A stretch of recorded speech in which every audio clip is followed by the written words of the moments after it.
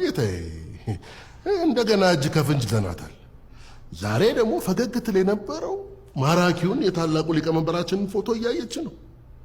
ስለዚህ ስለኚህ የተቀደሱና ክቡር ሰው ምን እያሰበች እንደነበር መገመቱ ራሱ በእውነት እጅግ ይሰቃል። ጌታዬ ይተዉ፣ በቃ እርሶ ይተዉ። የእጇን ይሰጧታል፣ በቃ ይተዉ። እርሶ ጤናውንም ያስቡ።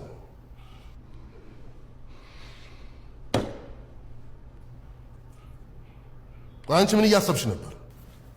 እኔ ምንም የሚረባ ነገር አላሰብኩም። ስለ ማራኪው ፎቶ እያሰብሽ አልነበረም? አልነበረም። እና ምን? የአቃቢው ሁኔታ አንድ ነገር አስታውሶኝ ነው። ኧረ እባክሽ ምንድን ነው? ሟች አክስቴ የምትለው ትዝ ብሎኝ ነው። ሞት ማለት ማንም ሳይሆን በሰዎች ደስታ የሚቀና የሆነ አጭር ወፍራም ፉጋ ቦርጫም ኢትዮጵያዊ ነው ስለነበረ ይሄ የምታወሪ ነገር ምንም ግንኙነት የለውም። አይውል ምን መሰለ አጭር ወፍራም ቦርጫ